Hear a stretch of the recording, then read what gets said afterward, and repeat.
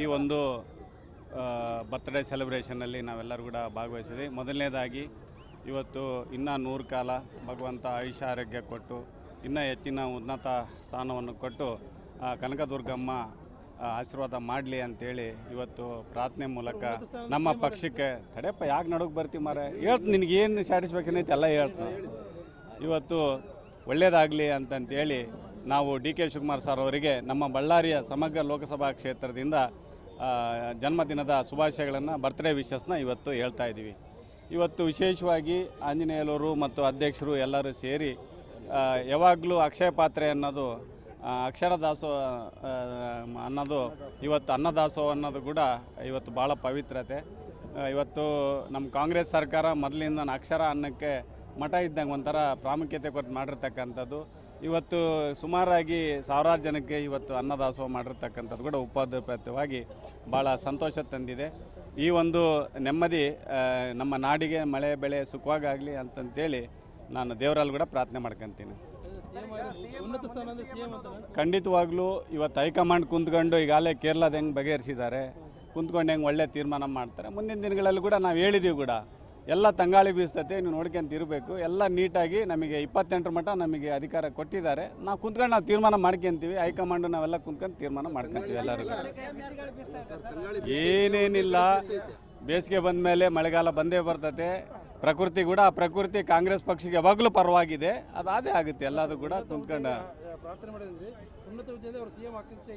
ಈಗ ನಾನು MLA ಇದ್ನಪ್ಪ, ನನಗೆ ಪಾರ್ಲಿಮೆಂಟ್ ಮೆಂಬರ್ ಮಾಡಿದರು. ಹೌದಾ ಅಲ್ಲಿ ಹೇಳಿ, ಇವತ್ತು ಪಕ್ಷ ತೀರ್ಮಾನ ಏನೇನು ಹೈಕಮಾಂಡ್ ತೀರ್ಮಾನ ಮಾಡ್ತಾರೆ ಹಂಗೆ. ನಾನು MLA ಇದೆ, ಇಲ್ಲಿ 4ನೇ ಬಾರಿ ಗೆದ್ದಿದ್ದೆ.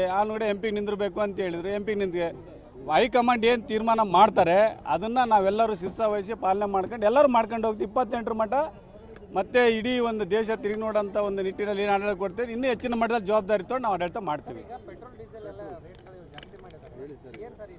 2014 ನೀವು ಮೀಡಿಯಾದವ್ರು ಹೇಳಬೇಕು. ನೀವೆಲ್ಲರೂ ಕೂಡ ಅವತ್ತು ಸುಮಾರು 10 ವರ್ಷಗಳ ಕಾಲ ನಮ್ಮ ದಿವಂಗತ ಮಾಜಿ ಪ್ರಧಾನಮಂತ್ರಿ ಮನಮೋಹನ್ ಸಿಂಗ್ ಅವರು, ಸೋನಿಯಾ ಗಾಂಧಿ ಅವ್ರ ನೇತೃತ್ವದಲ್ಲಿ UPA ಗೌರ್ಮೆಂಟಲ್ಲಿ ಏನು ಒಳ್ಳೊಳ್ಳೆ ಕೆಲಸಗಳು, ಹೆಜ್ಜೆ ಗುರುತುಗಳು ಇವತ್ತು ಕೊಟ್ಟಿರ್ತಕ್ಕಂಥದ್ದು. 50 ವರ್ಷ ಏನು ಮಾಡಿಲ್ಲ ಅಂತಂತೇಳಿ ಪ್ರಧಾನಮಂತ್ರಿಯವರು 2013ರಿಂದನೇ ಭಾಷಣ ಮಾಡಿದರು ಗುಜರಾತಿಂದ.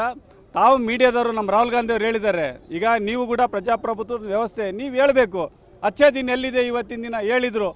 ನಳಿನ್ ಕುಮಾರ್ ಕಟೀಲ್ ಅವರೆಲ್ಲ ಭಾಷಣಗಳು ಮಾಡ್ತಾಯಿದ್ರು. ಕೇರಳದಲ್ಲಿ ಕೂಡ ಭಾಷಣ ಮಾಡಿದ್ರು, ದೇಶಾದ್ಯಂತ ಹೇಳಿದ್ರು. ಶೋಭಾ ಕರಂದ್ಲಾಜೆ ಮೇಡಮ್ ಅವರು ಕೂಡ ಹೇಳಿದರು, ಏನು 1 ರೂಪಾಯಿ 50 ರೂಪಾಯಿ 10 ರೂಪಾಯಿ ಮಾಡಿದ ಕೂಡಲೇ ಸಿಲಿಂಡರ್ದೆ ಅಂತ ಬೀದಿಗಳು ಕಂತಿರು. ಮತ್ತು ಎಲ್ಲಿದ್ದಾರೆ ಮೊನ್ನೆ ನೋಡಿದ್ರಿ ಮೀಡಿಯಾ ಮುಂದ್ಗಡೆ ಸೋನಿಯಾ ಇವರು ಶೋಭಾ ಮೇಡಮ್ ಅವ್ರಿಗೆ ಕೇಳಿದರು, ಏನಮ್ಮ ಇಷ್ಟೆಲ್ಲ ಮತ್ತು ಕಮರ್ಷಿಯಲ್ ಸಿಲಿಂಡರ್ ಜಾಸ್ತಿ ಆಗಿದ್ರಂತೆ, ಮಹಿಳಾ ಮೀಸಲಾತಿ ಅಂತಂತೇಳಿ ಡೈವರ್ಟ್ ಮಾಡಿ ಮಾತಾಡಿದರು.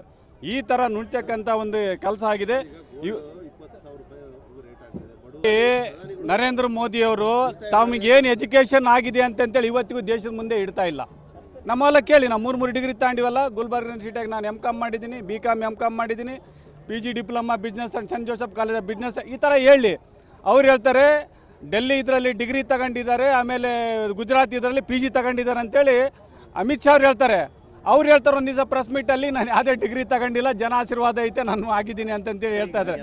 ಈ ರೀತಿಯಾಗಿ ಇವತ್ತು ಇಡೀ ಎಜುಕೇಷನ್ನೇ ಮುಚ್ಚಿದ್ದಾರೆ. ಅಂದರೆ ಅವರು ಪ್ರಧಾನಮಂತ್ರಿ ತಮ್ಮ ವಿದ್ಯಾಭ್ಯಾಸನೇ ಮುಚ್ಚಿಟ್ಟು ಇವತ್ತೇನು ಜನರಿಗೆ ಇಡೀ ಒಂದು ಆರ್ಥಿಕ ವ್ಯವಸ್ಥೆ, ಒಂದು ದೇಶದ ವ್ಯವಸ್ಥೆ ಅಚ್ಚೇ ದಿನ ಕೂಡ ಮುಚ್ಚಿಟ್ಕೊಂಡು ಇವತ್ತು ಬರೀ ಎಲೆಕ್ಷನ್ ಚುನಾವಣೆ ಮಾಡೋದೇ ಒಂದು ಅಜೆಂಡಾ ಅನ್ಕೊಂಡು ಮಾಡ್ತಾ ಇದ್ದಾರೆ ಇವತ್ತೆಲ್ಲ.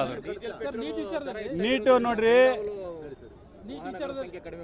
ಕರೆಕ್ಟ್ ನರಸಿಂಹಮೂರ್ತಿ. ಈಗ ನೀಟ್ ವಿಚಾರದಲ್ಲಿ 2024ರಲ್ಲಿನೇ ಅವರೆಲ್ಲ ಹೇಳಿದರು.